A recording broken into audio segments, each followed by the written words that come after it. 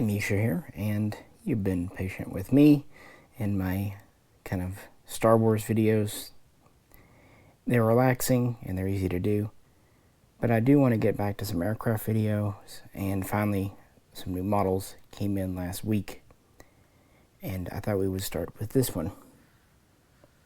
From Hobbymaster, we have a Panavia Tornado or Tornado.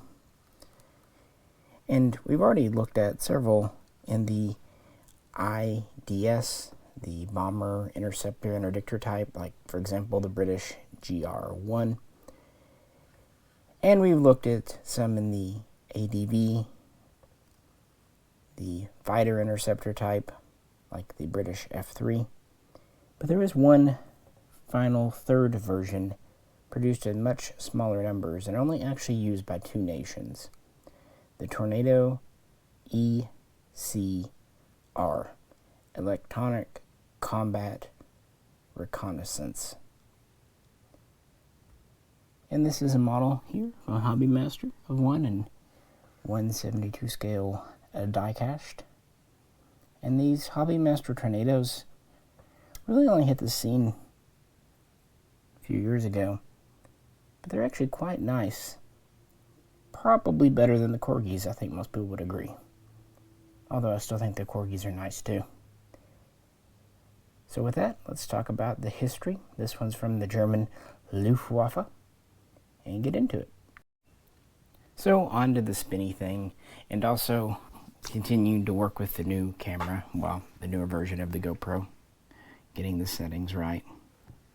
J-Ro came by and helped me with a few things on it. And I have a few new accessories we'll try out too. Anywho, yeah, this is the specific version made for the Luftwaffe, and it dates back to the 1980s. The initial IDS, the interdictor, or the bomber version, that was the primary thrust. Once it was underway, and I've covered the whole development, the partnership between the UK, Italy, Germany, well, West Germany at the time. And I've covered that in other videos, so you can check those out if you like. But once the first version was ready, in May of 1986, the West German Parliament authorized the purchase of this variant. Funding would be given, and then two prototypes would be configured based on the IDS frame. In fact, externally, this is very close to a standard Tornado, having the same overall length of just under 55 feet. Of course, it has variable geometry wings. When swept in, they're about 28-foot wingspan, all the way out about 46 feet. Same two-seat cockpit. The difference for the ECM was mostly inside, and to do with its payload. It had an upgraded computer, you can tell this is the 80s, with an expanded memory of 128 kilobytes. Yeah, that was considered larger than the IDS, and actually this was the same type that was in the upcoming ADV variant too. They also installed a new data bus and weapons control system, and it would get FLIR, forward-looking infrared, and it would get an electronics detection system, basically to, see if anyone was pinging it with a radar, because the primary mission for the ECR was the SEAD role, suppression of enemy air defense, something that the Vietnam War really highlighted the importance of, wild weasels and what have you. And so that's really what it was meant for. It also was fitted with slightly upgraded engines, two of them, with more thrust, and the 27mm Mauser cannons were removed. So again, mostly internal stuff. Had about the same exact performance, capable of reaching up to Mach 2.2, max altitude of just over 50,000 feet. And roughly the same range and endurance. Like the standard version, it had a total of 7 hard points, although the 2 outboard wing were very rarely used. And they could carry over 19,000 pounds fully loaded, but of course that would limit its range. So the prototypes were ready in 1988, flying in August of that year, and an order was placed. Now, since this was happening right around the time of the end of the Cold War, initially the West German government ordered 40 of these, and they were to equip 2 squadrons, being delivered between 1990 and 1992.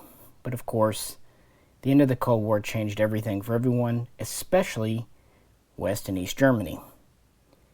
As a result, while 2 squadrons would still fly these, the purchased number would actually drop slightly to 35, being flown by the now united German Luftwaffe. Taking it off the stand and the spinny thing to talk more about the model, I will say that the first ones were delivered in mid-1990, so really they weren't available in time for the Gulf War. Operation First Desert Shield and the Desert Storm. But they would be delivered on time, and they would be available for the operations over Kosovo in 1999, which was actually kind of a historic time for the German military, the first time they had combat operation types in Europe since World War II.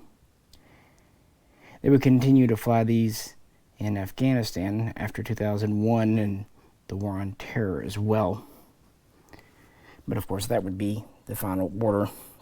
And actually, those 35 airframes would be the only new-built ECRs. Here's a new accessory. Bought a little GoPro light. Apparently people do need lights. We'll see how it works out. Fits on top. I like the stand that Hobbymaster does. This is a low light setting, by the way. This is medium. And yeah, the stand plugs in really well in the middle. It's a metal stem. This is a mostly metal plane. It has quite a few moving parts, especially the wings. They're keyed together. And on the wings, we have the extended range drop tanks and 2, one on each side, AIM-9 sidewinders for air-to-air defense. But the main payload of this guy are 2 AGM-88, later AGM-88B, HARM anti-radiation missiles to, do that. So the idea was the detection systems would track anti-aircraft sites, and then it would have 2 missiles to deliver and carry a couple of missiles for defense. Here's the light at its brightest on the camera. And the model does also come with a couple of pods that can go under the wings, because these had optional chaff and flare pods as well as jamming pods. While seed was their main role, a secondary role was just general disruption, suppression, and even interdiction of enemy communications networks. Listening in, hence the reconnaissance part of the name. So, yeah. It's neat though.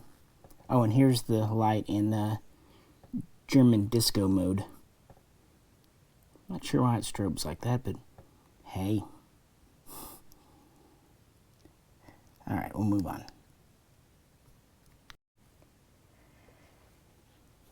So back on the spinny thing, this really does plug into the stand perfectly. Not too tight where you have to think you're going to break something. Absolutely not too loose. I love when Hobbymaster does these stands. And of course they give you a plugged piece that slots in if you don't want to have it on the stand. Because like pretty much all Hobbymasters, this of course has gear up and down. And removable pilots. And this one, some Hobbymasters come with 2 canopies open and closed.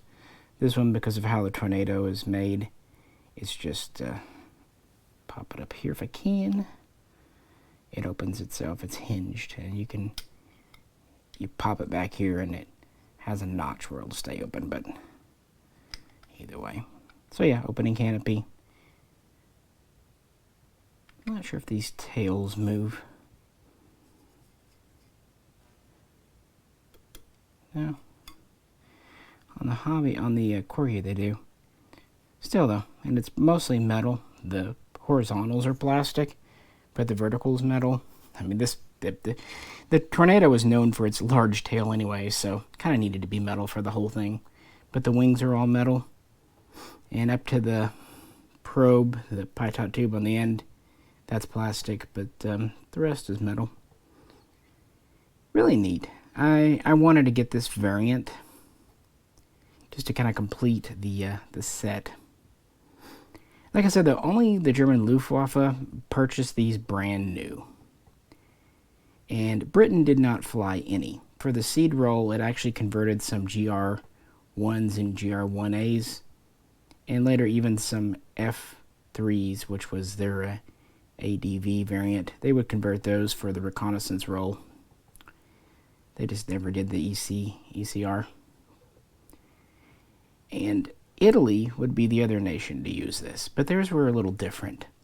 They did not have it factory-built brand new ones. Rather, in the mid-90s, they started a program to convert some of their standard Tornado IDSs, which they called the A200, into this type, designating it as the EA200. And so they took 16 low mileage A200s, and the first one was delivered in 1998, and they were able to get some flying and use them over Kosovo as well. And then, of course, a few years later, Italian ECR types were seen over Afghanistan. The Afghan theater was pretty easy on this plane simply because it didn't have much trying to shoot it down. Kosovo was a little dodgier.